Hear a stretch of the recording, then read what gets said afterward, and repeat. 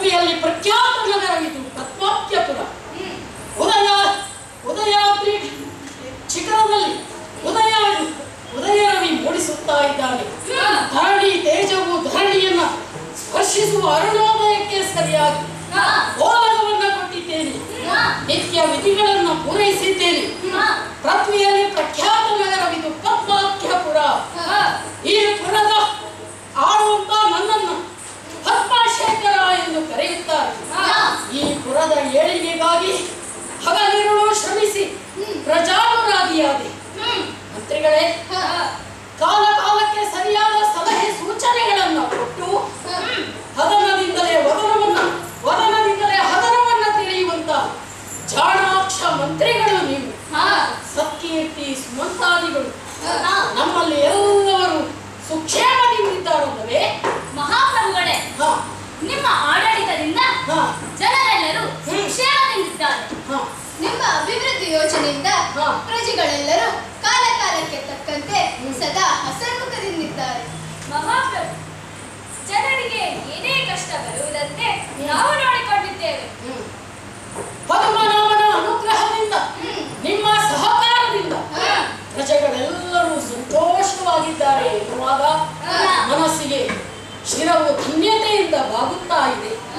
ಇನ್ನು ಸಾಂಸಾರಿಕವಾಗಿ ಯೋಚಿಸುವುದಿದ್ರೆ ನೋವಿನಲ್ಲಿ ಸಹಭಾಗಿಯಾಗಿ, ನಲಿವಿನಲ್ಲಿ ಸಂಗಾತಿಯಾಗಿ, ಕಷ್ಟ ಸುಖದಲ್ಲಿ ಸಹಕರಿಸಿ ಸಾಧನೆಗೆ ಸ್ಫೂರ್ತಿಯಾಗಿ ನಿಂತ ಮಡದಿ ಪದ್ಮಿನಿ ಬಾಳ ಸಂಗಾತಿ. ಅಂಬರದ ಅಂಗಳದಲ್ಲಿ ಕಂಗೊಳಿಸುತ್ತಿರುವಂತ ರವಿ ಷಷ್ಠಿಯರಂತೆ ಪದ್ಮಾಖ್ಯಪುರದ ಎರಡು ಕಣ್ಣುಗಳಾಗಿ ಕಂಗೊಳಿಸುತ್ತಿದ್ದಾರೆ ನನ್ನ ಮಕ್ಕಳು ಮಾರ್ತಾಂಡ ತೇಜ ಮತ್ತು ಕಮಲಧ್ವಜ. 5 ವರ್ಷ ತುಂಬಿದಾಗ ಗುರುಕುಲಕ್ಕೆ ಕಳುಹಿಸಿದ್ದೇನೆ. ಗುರುಗಳೊಡನೆ ಸಕಲ ವಿದ್ಯಾ ಪಾರಂಗತರಾಗಿ ಮಕ್ಕಳು ಗುರುಗಳ ಆಶೀರ್ವಾದದ ರಕ್ಷೆಯೊಂದಿಗೆ ಅರಮನೆಯನ್ನ ಸೇರಿ ಕೆಲವು ದಿನಗಳು ಕಳೆದು ಹೋಯಿತಲ್ಲವೇ? ತಂದೆಯಾಗಿ ನಾನು ಮಕ್ಕಳಿಗೆ ಮಾಡಬೇಕಾದಂತಹ ಕರ್ತವ್ಯ ಇನ್ನೂ ಉಳಿದಿದೆ. ಆ ಕರ್ತವ್ಯದ ಕರೆ ನನ್ನನ್ನು ಎಚ್ಚರಿಸುತ್ತಾ ಇದೆ. ಮಂತ್ರಿಗಳೇ, ನಾನು ಅದನ್ನೆಲ್ಲ ನನ್ನ ಮಕ್ಕಳೊಂದಿಗೆ ಸಮಾಲೋಚಿಸಬೇಕಾಗಿದೆ. ಆದ್ದರಿಂದ ಸಭೆಗೆ ನನ್ನ ಮಕ್ಕಳನ್ನ ಬರ ಹೇಳಿ.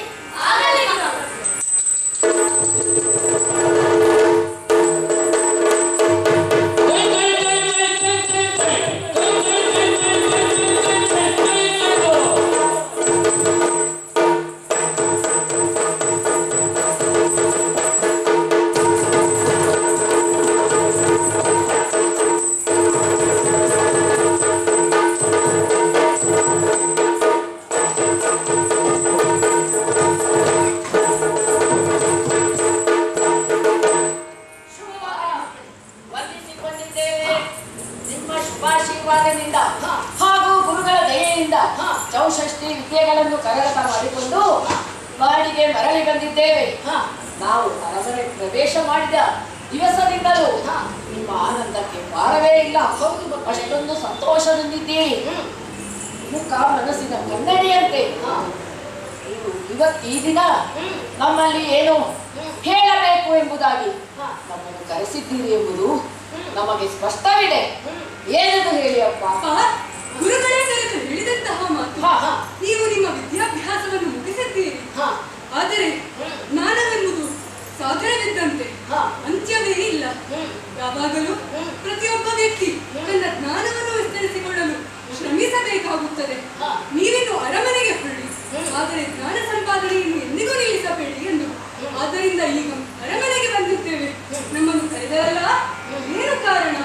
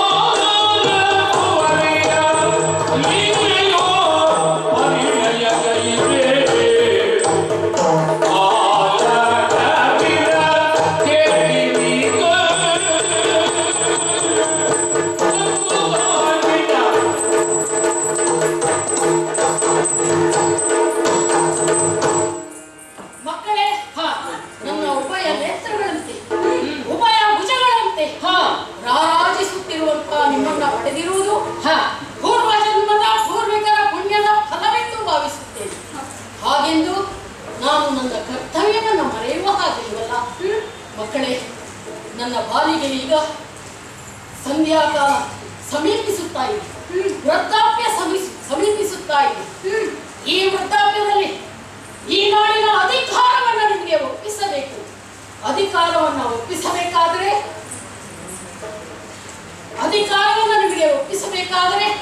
ವೃದ್ಧಾಪ್ಯವನ್ನು ನಿಮಗೆ ಆವರಿಸುತ್ತಾ ಇದೆ. ಈ ಅಧಿಕಾರ ಮಂತ್ರಿಯಾದ ಸತ್ಕೀರ್ತಿಯಲ್ಲಿ ಹೇಳಿ ತರುಣಿಯರ ಭಾವಚಿತ್ರವನ್ನು ತರಿಸಿದ್ದೇನೆ. ಅದನ್ನು ನೋಡಿ ನೀವು ಆಯ್ಕೆ ಮಾಡಿದರೆ ನಿಮ್ಮ ಮದುವೆಯನ್ನ ನಾನು ಶೀಘ್ರದಲ್ಲಿ ಮಾಡಿ ಮುಗಿಸುತ್ತೇನೆ. ಅಪ್ಪ, ನಿನ್ನ ಯೋಚನೆ ಸರಿಯಾದದ್ದೇ. ಆದರೆ ಈಗ ಮದುವೆಯಾಗಲು ನಮಗಷ್ಟೊಂದು ಇಷ್ಟವಿಲ್ಲ, ನಮ್ಮ ಸಹಮತ ಇಲ್ಲ. ಮದುವೆಯು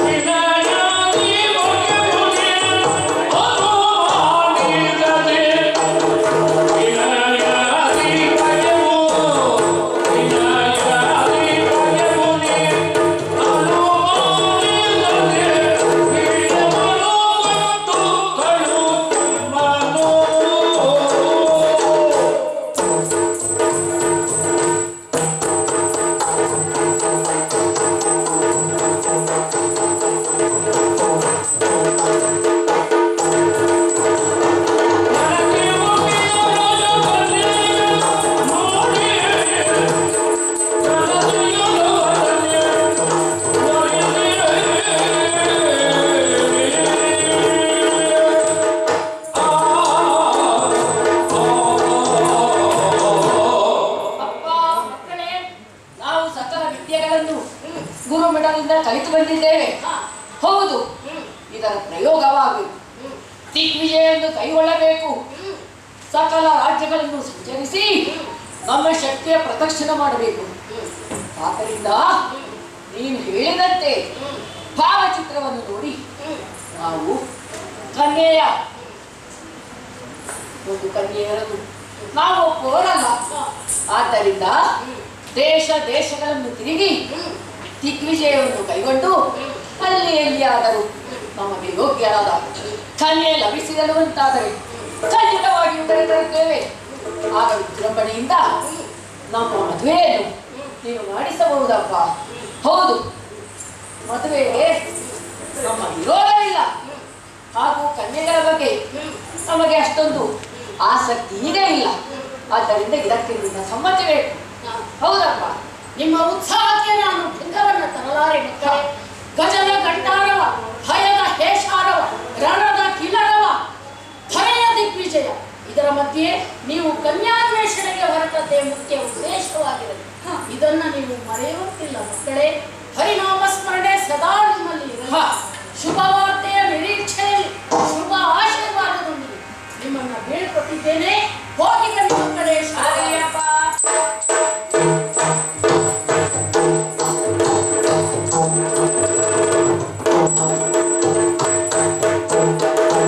ತಮ್ಮ ಕಮಲಧ್ವಜ ಅಣ್ಣ, ತಂದೆಯವರ ಆಶೀರ್ವಾದ ಸಿಕ್ಕಿದೆ. ಹೌದು, ದಿಗ್ವಿಜಯಕ್ಕೆ ಹೊರಡೋದು ಅಲ್ಲವೇ?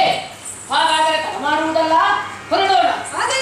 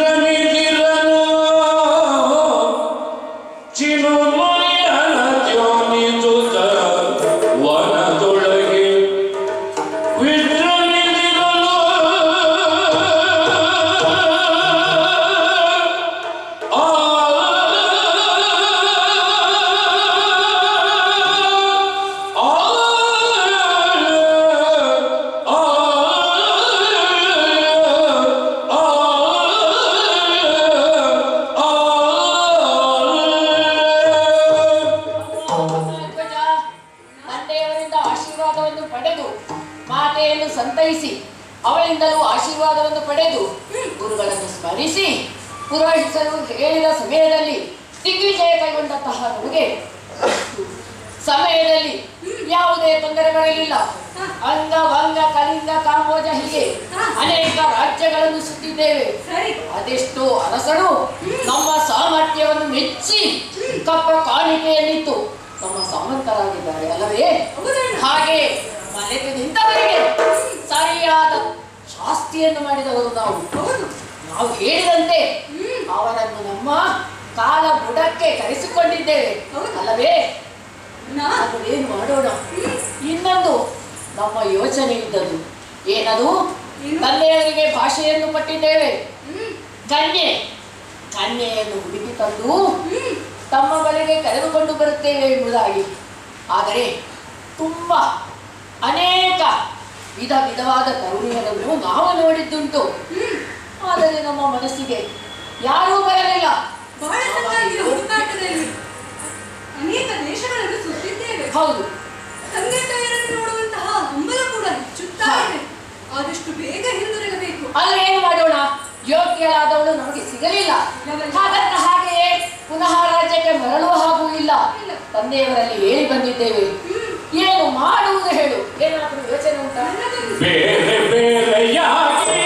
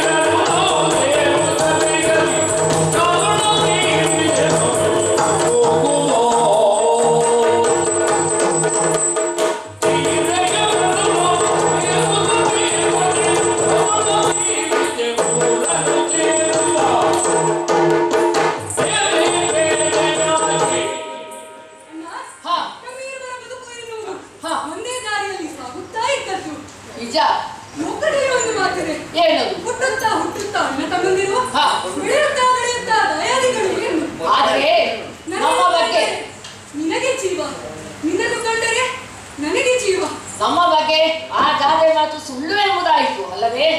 ಒಂದು ಮುಖದ ಎರಡು ಕಣ್ಣುಗಳು ನಾವು ಎಂದರೆ ತಪ್ಪಾಗ್ಲಿಕ್ಕಿಲ್ಲ. ಇಬ್ಬರ ಭಾವನೆಯೂ ಒಂದೇ. ತಂದೆಯಿಂದ ಅಪ್ಪಣೆಯನ್ನು ಪಡೆದು ದಿಗ್ವಿಜಯಕ್ಕೆಂದು ಬಂದವರು ಆ ಮೂಲಕವಾಗಿ ನಮಗೆ ಅನುರೂಪಳಾಗಿರುವಂತಹ ನಾರಿಯರನ್ನು ನೋಡಿ ಬರಿಸೋಣ ಎಂದು. ಆದರೆ ಏನು ಮಾಡುವುದು? ನಾನಾ ದೇಶಗಳನ್ನು ಸುತ್ತಿದ್ದೇವೆ. ನಮ್ಮ ಗುಣಕ್ಕೆ ರೂಪದಲ್ಲಿ, ಗುಣದಲ್ಲಿ, ವಿದ್ಯೆಯಲ್ಲಿ ಅನುರೂಪಳಾದವಳು ಸಿಗಲಿಲ್ಲ. ಒಂದು ಕಡೆ ವಿದ್ಯೆ ಉಂಟು, ಗುಣ ಇಲ್ಲ.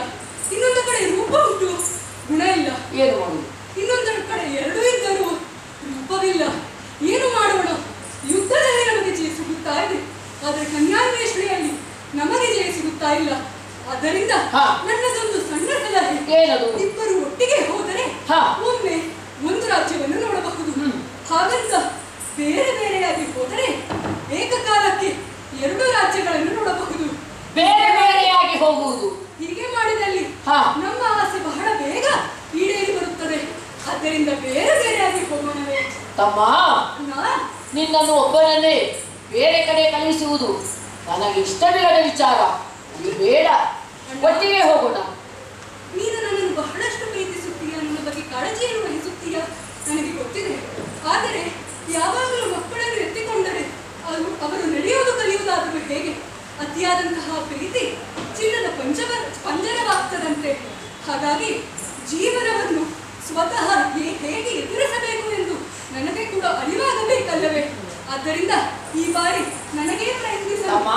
ಬೇರೆ ಬೇರೆಯಾಗಿ ಹೋದರೆ ನಮ್ಮ ಇಷ್ಟೇನಂತ ಪೂರೈಸಬಹುದು ಎಂಬ ಒಂದೇ ಒಂದು ಉದ್ದೇಶದಿಂದ ನಿನ್ನನ್ನು ಪೂರ್ವದತ್ತ ಕಳಿಸುತ್ತೇನೆ, ನಾನು ಪಶ್ಚಿಮದತ್ತ ಕರೆಯುತ್ತೇನೆ. ಹೋಗೋಣ.